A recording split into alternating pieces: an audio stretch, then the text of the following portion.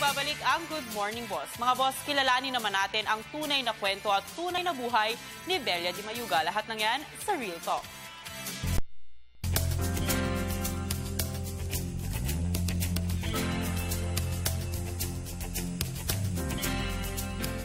Sa edad na 3 ay aktibo na sa pagtatanghal ang artist na si Belia Di Mayuga.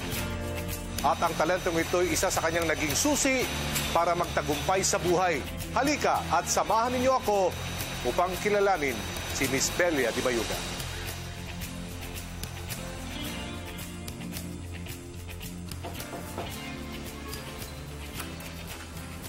Uy, good morning, Brother Aljo. Welcome sa aming munting tahanan. Magandang umaga. Kikilalanin po natin ngayon si Miss Belia Di Mayuga. Good morning rin, Brother Aljo, at magandang umaga sa inyong lahat dyan. Miss Belia, sino ba talaga si Miss Belia? Kailan po kayo nagsimula ng inyong karera sa showbiz at sa entertainment industry? As far as I could remember, talagang bali 3 taon gulang pa lang ako. Pag nakakarinig ako ng music, kumikislot na yung katawan ko. Hindi na pwedeng pigilan yan, di ba? Yung gano'n. So, nandiyan na talaga yung hilig. In the meantime, nag-aral ako ng ballet. Nag-aaral ako sa St. Teresa's College, Quezon City noon. Nabalitaan naman ng mga madre na nagbaballet ako, hindi pala masyadong tanggap-tanggap sa mga madre yung ballet-ballet. Masyado daw indecent yung costume. Hindi ko mapigilan yung hilig ko talaga sa sayaw. So, nabalitaan ko na noon, as I was growing up, yung Bayanihan Dance Troupe. So, gusto kong sumali sa Bayanihan. Para makakapagsayaw ako, yun ang feeling ko, makakapag-aral din ako, at the same time, makakapag-abroad ako. Pag nag-a-abroad, siyempre kumikita ng dollars. So nagpaalam naman ako sa father ko na kung pwede, lilipat na lang ako ng school. Ang sabi ng father ko, sige, kung gusto mo palang sumayaw, doon sa FEU, Far Eastern University, which was his alumni siya doon, di ba? Sabi niya, doon kita i-enroll. So doon na po ako nag-aral sa FEU, at ako nga ay napasali na sa FEU Folk Dance Troupe college level while I was only in high school. In the meantime, na nag-iinsayo kami, nakita ko yung mga co-members ko, sila may pinupuntahan pang iba pagkatapos ng rehearsals. Ang ginawa ko na lang, sinundan ko na lang sila kung saan sila nagpupunta. Sila ay nag-audition sa isang group ay Philippine Festival Dance Company that is supposed to perform in Las Vegas, Nevada, USA. So, lalo na naman ako na-interest. Excited na, wow, Amerika na to, Las Vegas pa to, grabe, yung ganon. Ang problema, ayaw nga lang ako papasukin kasi bata pa raw ako. Di pumunta lang ako doon sa bintana, pinapanood ko na lang yung mga nagsasayaw doon sa loob. Na yung sayaw na yun daw ang mag-gauge kung sila ay tatanggapin o hindi. So, ang ginawa ko, sa labas ng bintana, pre-practice ko yung sinasayaw nila sa loob. 3 araw ako doon. Hanggang naglakas loob akong pumasok, nag-apply, nag-audition, at ako nga ay tinuruan na nung sayaw na itinuturo. Siyempre sila ay gulat na gulat. Dahil ang galing ko raw daw sumayaw at ang dali ko raw matuto. Tinuturuan, alam ko na yung sayaw. Hindi nila alam, 3 araw na ako doon sa labas ng bintana. At because of that, tinanggap na nila ako. Ang problema nga, may menor de edad. Hanggang sa napakiusapan nila yung immigration, na ang sabi ng immigration, kailangan meron akong kasamang teacher para during the break times, sa backstage, napapagpatuloy ko yung pag-aaral ko. So yun na yung first biyahe ko sa Las Vegas.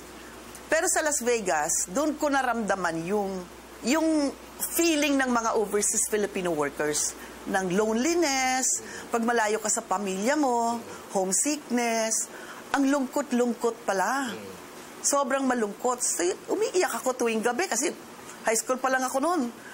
Kaya lang, sabi ko, ano ba gagawin ko? Yang magtrabaho, gusto mo na bang umuwi? Pag pinauwi ka naman, sabihin mo naman, nagbibiro ka lang.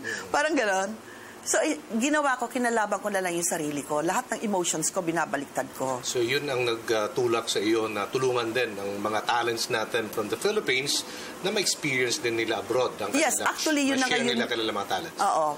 Brother Aljo, actually, yun na ngayon yung ginagawa kong mission na makipag-usap sa mga overseas Filipino workers para mapadama ko sa kanila ano ang naging gabay ko, ano ang naging tibay ko, at nakaraos ako na hanggang ngayon, sa oras na to, ako'y nakukumbida pa rin at nag-abroad pa rin ako. Ngayon naman, sa larangan na ng spiritual. Kasi noon, dihan na wala kang kayang gagawin kung hindi mo kasama ang Panginoon. There's so much fun.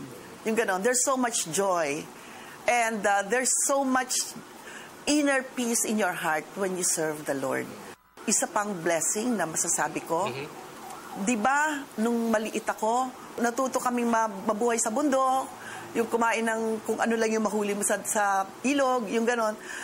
Pero the Lord allowed me to tour the world. The Lord allowed me to serve people in the world. Pinaranas niya na sa akin ang langit dito sa lupa. Kayamanan, fame, friends, lahat na binigay na niya. So wala na akong mahihiling pa kung hindi ang patuloy niya akong yayakapin. Ito naman ang aking dwelling place, isang condominium na okay na rin kasi okay lang naman ako dito, mag-isa lang ako. In the meantime, nandito ngayon yung son ko at saka yung wife niya. So they keep me company. This is our dining room. This is our living room. Tapos naglagay na rin kami ng Christmas tree in October. Ito naman yung mga memorabilia namin, mga pictures.